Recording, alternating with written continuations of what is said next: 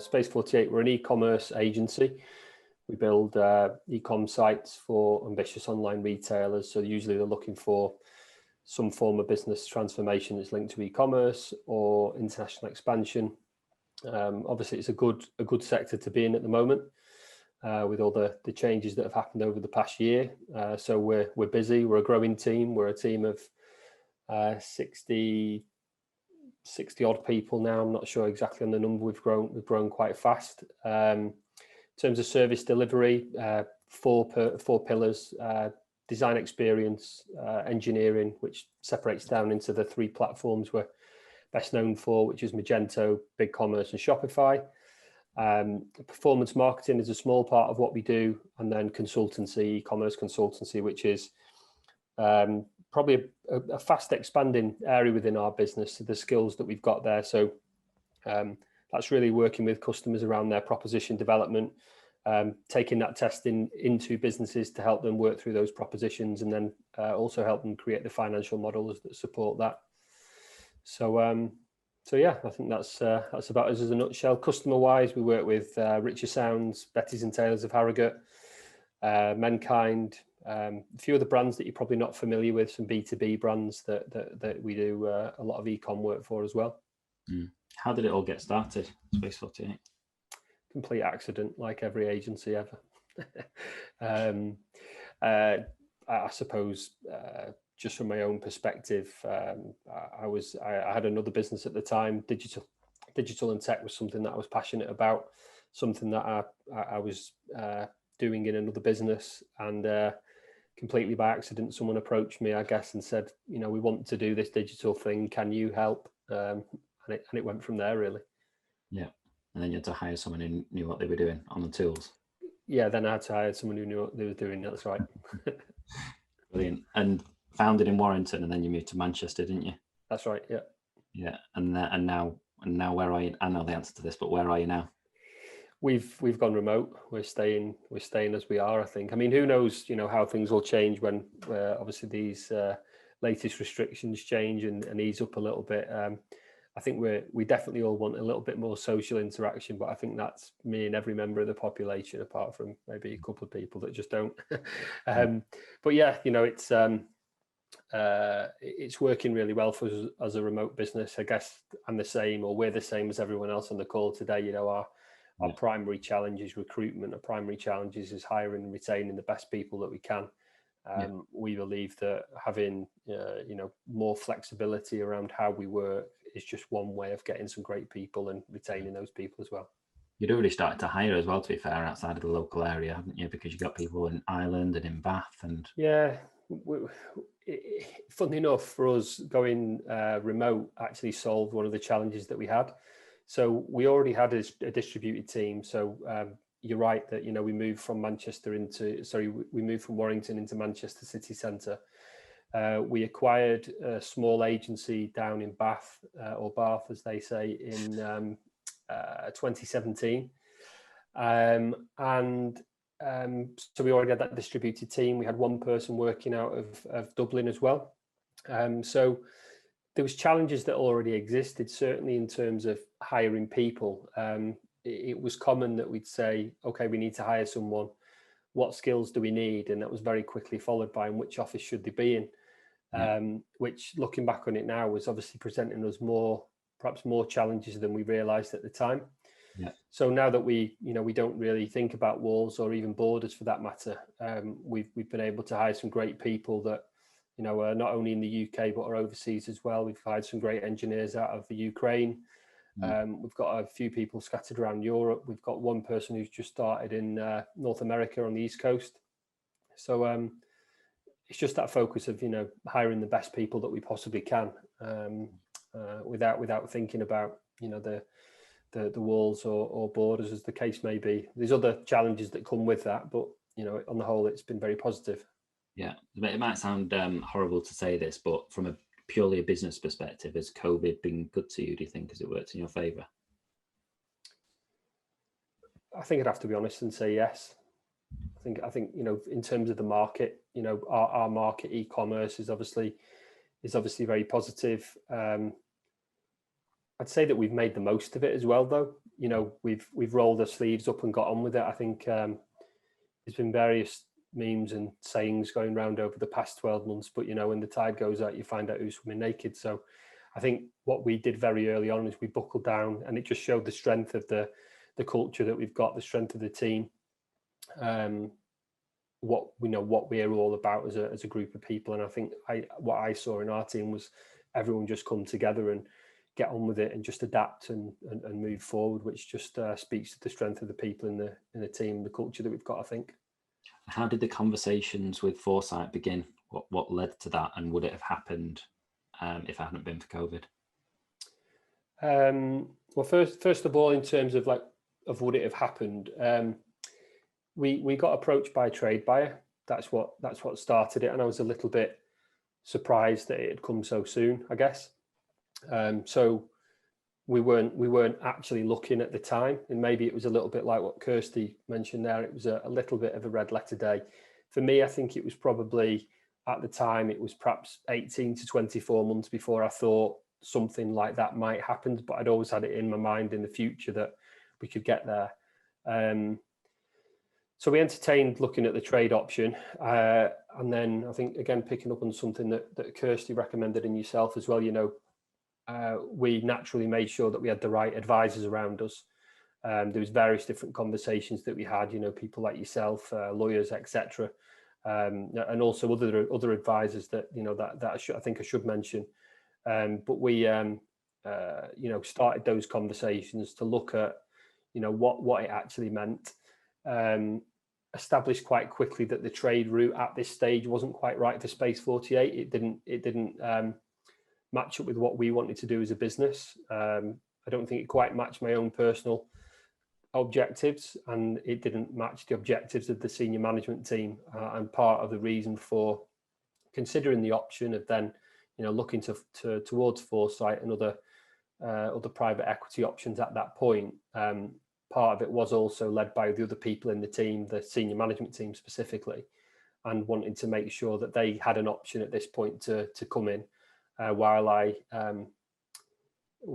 got the option to exit some of my shares, but obviously I've still got a controlling stake in the business as well. Yeah. So what does Space 48 look like now compared to what it did before Foresight took over? So what does the leadership and management team look like? Who's involved, and what's your role now? I'd say that, funnily enough, I don't think it looks that much different than what it did before. We've been working hard over the last few years to get the business in the shape that we wanted it to be in.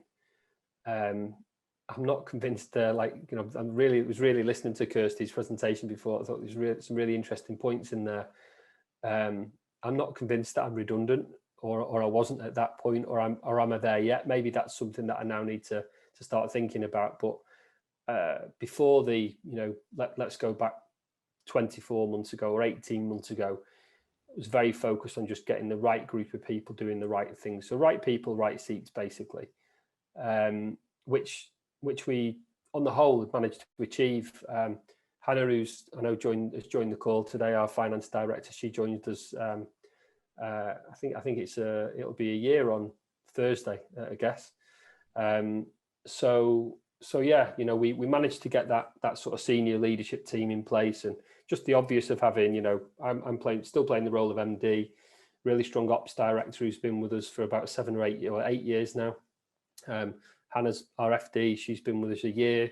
Stephen, the strategy director, who does quite a lot of the sales, business development, and, you know, strategic direction in the company. Nick, who's our technical director, and then another chap called Tom, who's our innovation director. So really strong, sort of solid leadership team, and also a good layer of people beyond that now. So in actual fact, the Foresight joining, or our chairman joining, doesn't really change anything in terms of day to day. That we're perhaps just thinking about where we're going to be in like 3 or 5 years' time, and what different roles look like for at that point. So we were very fortunate that we'd put all those people in place. The only new addition, I guess you could say, or the new additions would be our chairman, which has been a great addition to the team, and also investment director Matt, who's also been great. So, you know, having more people at the sort of at a board level to ask us the right questions and push us in the right direction has been really really helpful. And why was now the time for you to make this decision, like in your personal career as well? It's a really good question. I think, like what Kirsty was saying before, it's the only point that I wasn't quite on board with, and I was thinking, exit sounds a little bit final. It's like there's only ever going to be one.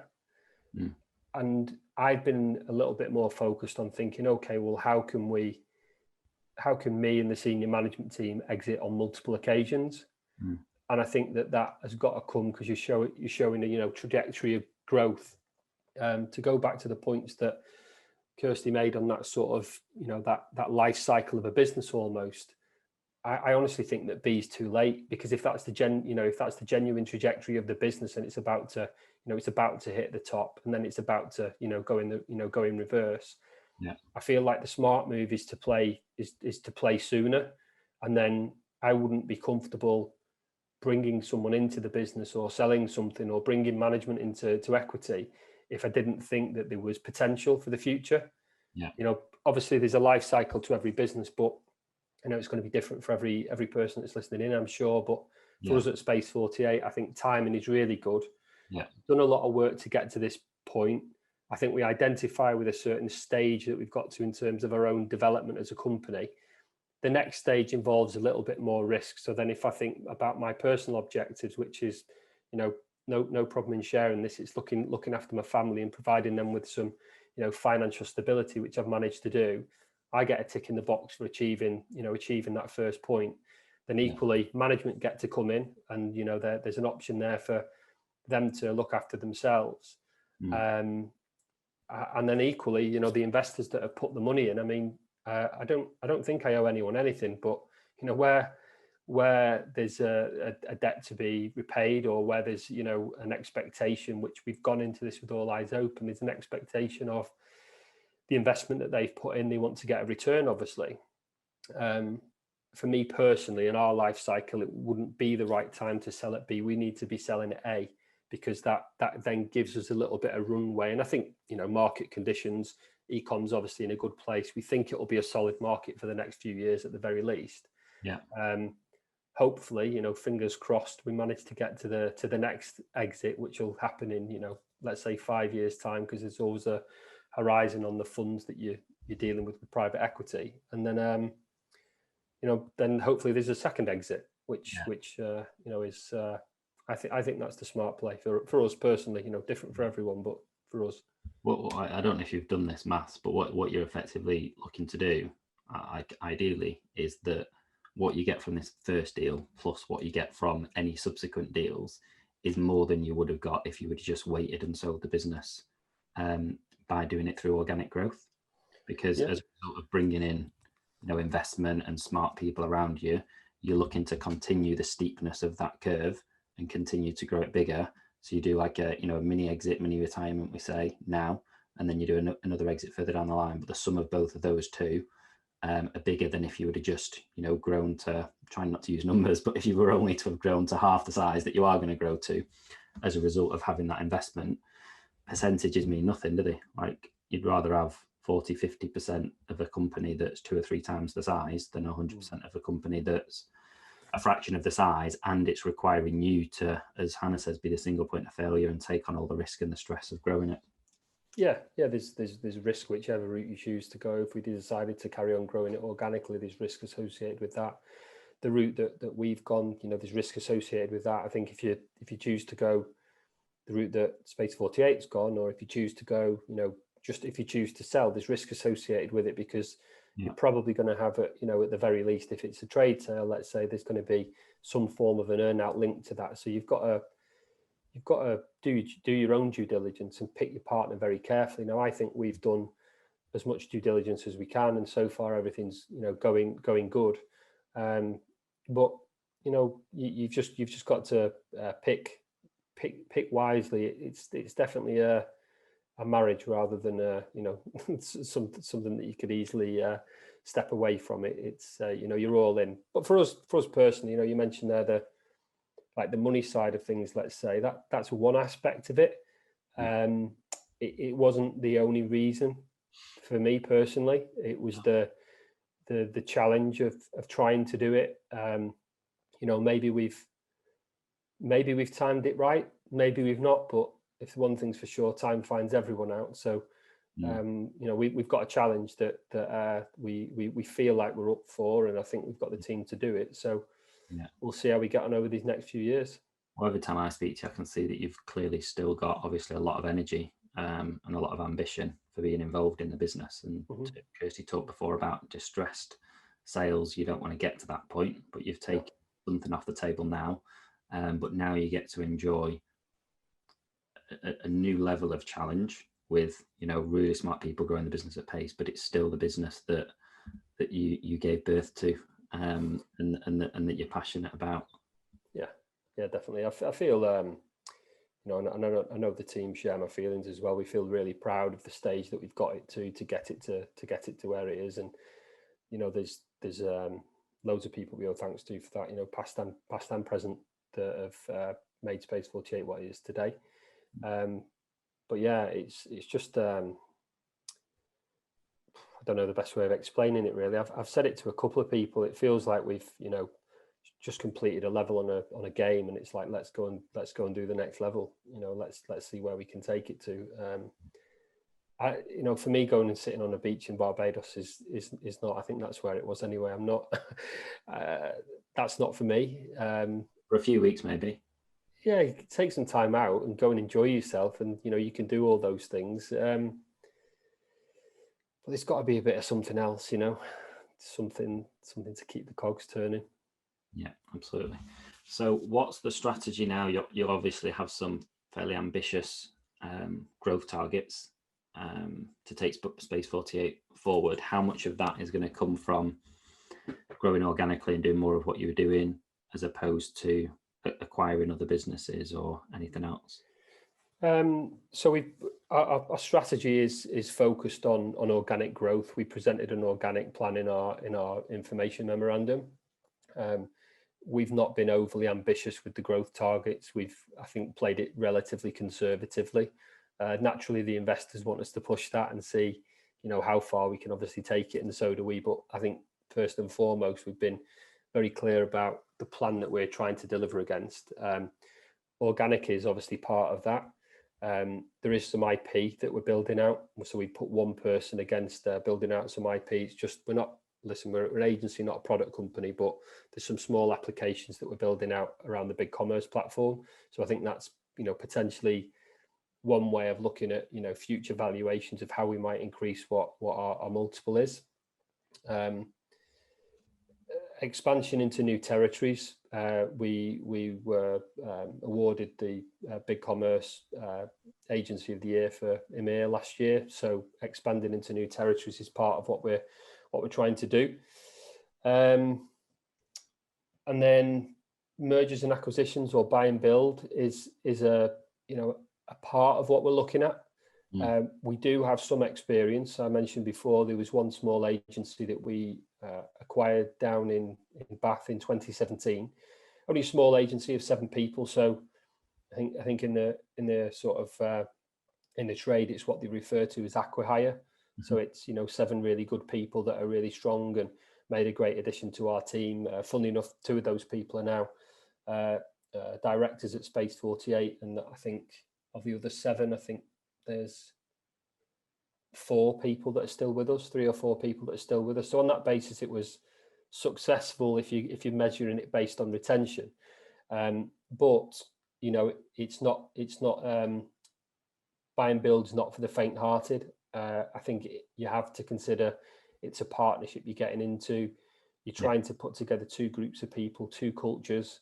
So there's got to be a really nice fit from a people perspective. And I think for us personally, in our direction of travel, there needs to be a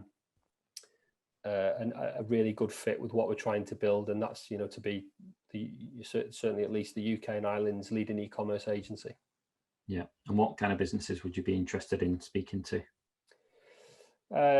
Other e-com platform businesses, you know, so if it's someone that's got experience around Magento, Shopify, BigCommerce specifically, we would look at others outside of that if they were the right fit. So, people that are similar to what we already are, maybe there's a blend and a partnership to be had there, or a joining of forces that we would look at. We probably need to be of at least a certain size to look at a realistic, you mentioned a really good point around the size and scale of some of the businesses and the amount of due diligence that you need to go through, and the way that the investors would typically want to approach that kind of a process. The due diligence process it's intense. They turn you upside down and inside out. So I'm very confident we've got a good business after all that. Yeah. Hannah. Yeah, and you need a great FD like Hannah as well.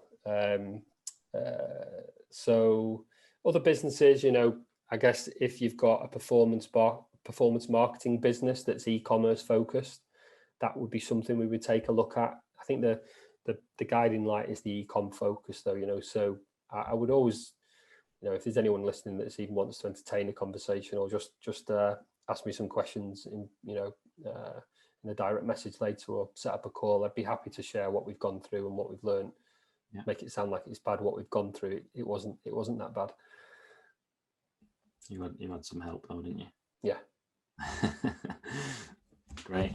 Is there any sort of final words of advice that you would give to agencies that are maybe earlier on in the journey? What you wish you'd said to your younger self, I guess. I would have said to my younger self. I'm not sure if I'd have said it to my younger self, because they probably wouldn't have listened, but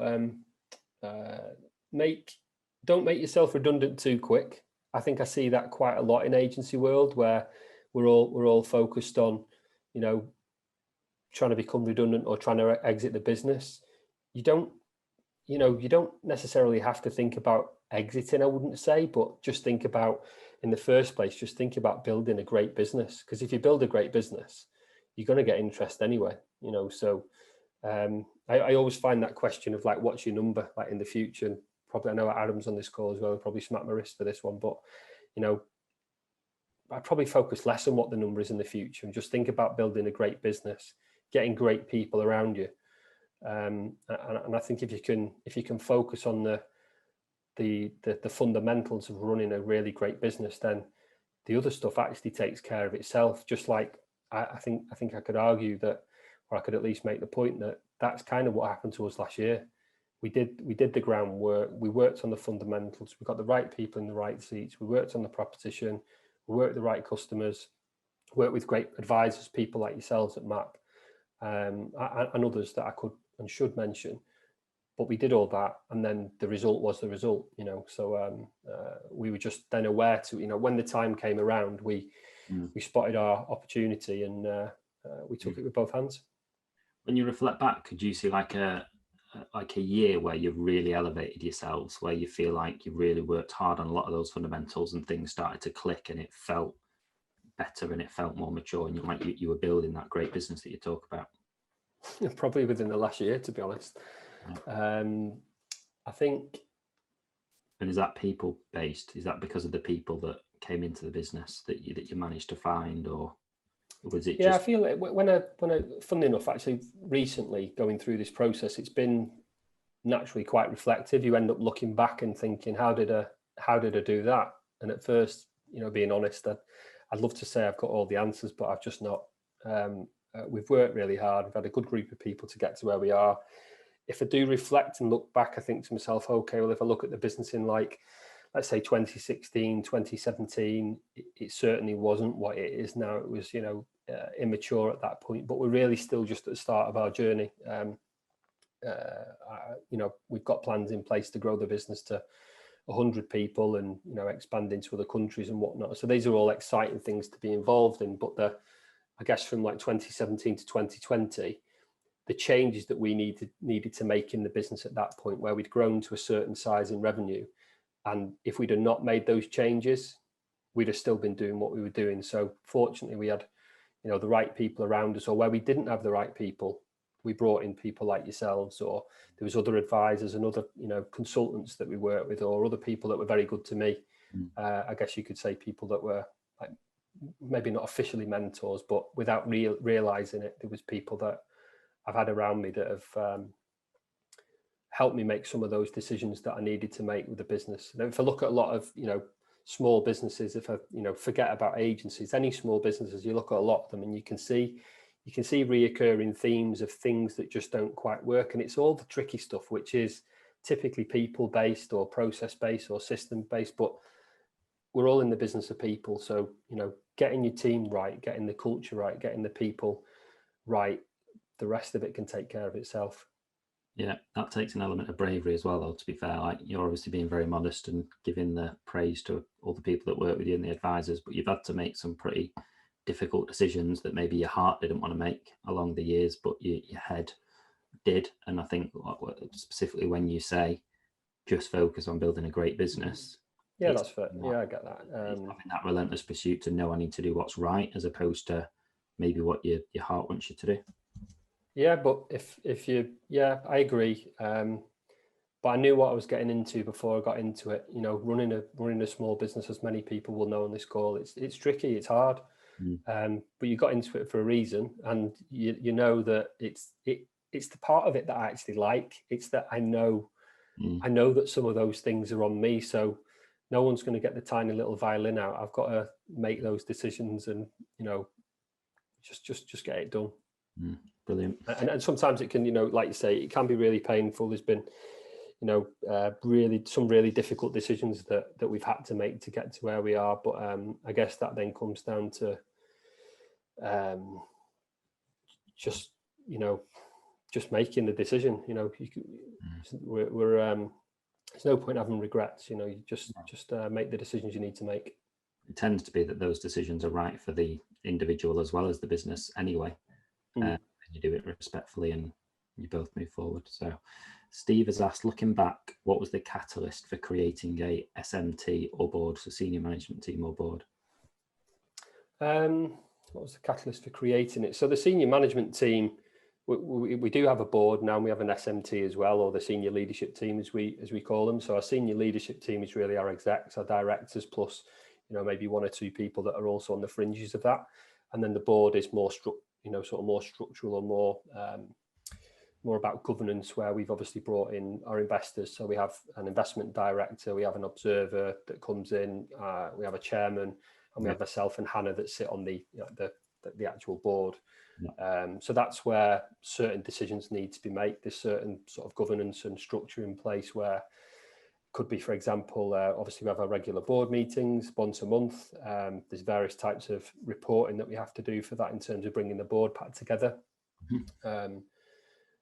It's very collaborative though, the way that we work, the way that we work with the senior leadership team and what they see and what they do is almost what we do in a senior leadership team almost mirrors what happens in a board. So it's more of a structural thing that I guess that the investors and the chairman would want it to be structured in that way.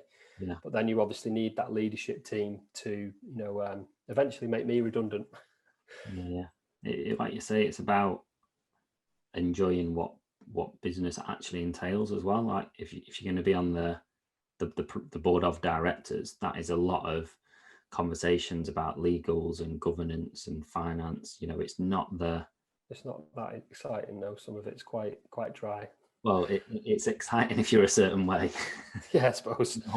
It's not for me then. Yeah, not exciting is probably the wrong word, but you relish the challenge of developing yourself as a business person. You get some business owners who, that it's clear that they want to be the creative flair of the organization, for example, and they're really good at the sales and the marketing and the brand activity. But being part of the board of a growing and mature business is a lot more to do with the governance, and it's kind of,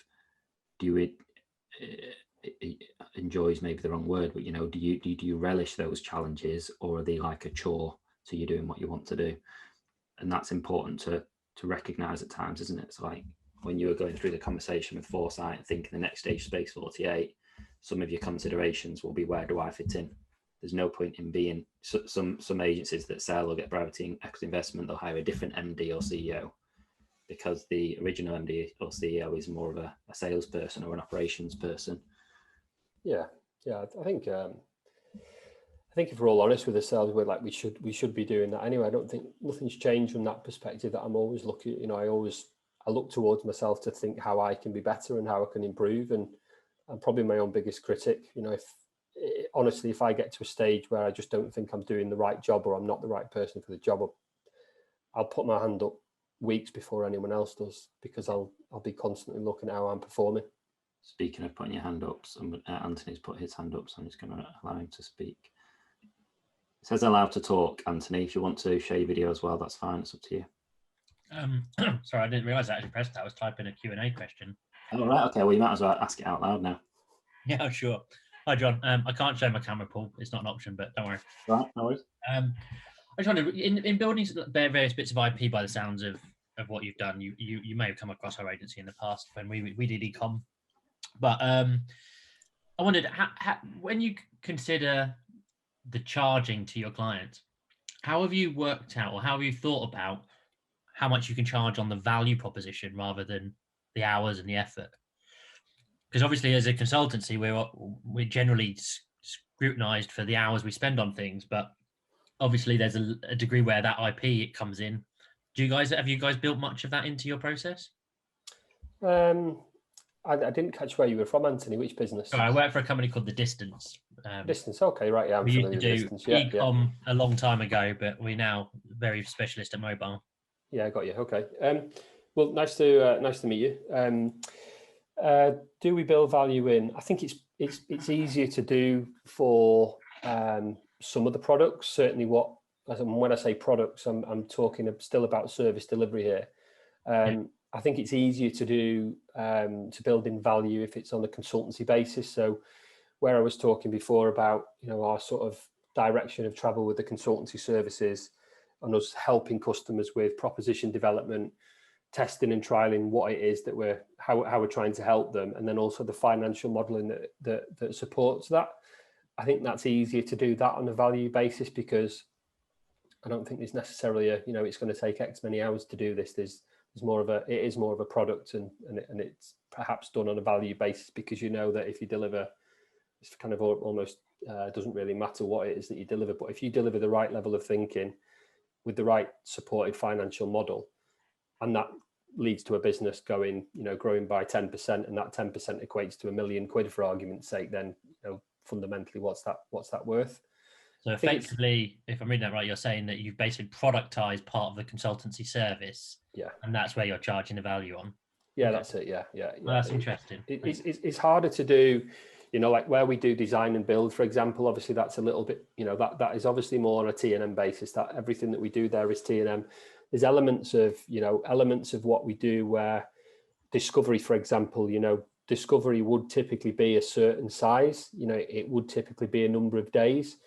But I think the problem or challenge that I guess we face with an overlap of value-based and T&M is that because our team is so used to working on a time and materials basis, you could well say the value of this is 20,000, and then they'll go and spend £20,000 worth of time.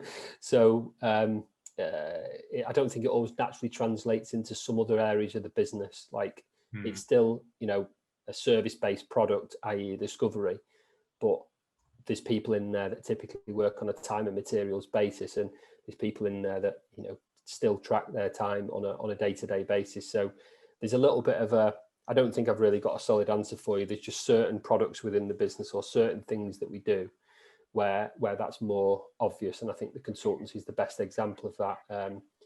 The IP that I mentioned earlier, where we're building out some products or applications that sit around the big commerce marketplace, that is that's IP, that's I guess value based. And funnily enough, we're going through the process at the moment of saying, okay, well, is this product worth $50 a month or $100 a month or whatever it may be? But that's lots of small amounts versus bigger ticket stuff that an agency might do on service delivery. Yeah, great. Thank you, John. Cool. Cheers, Anthony.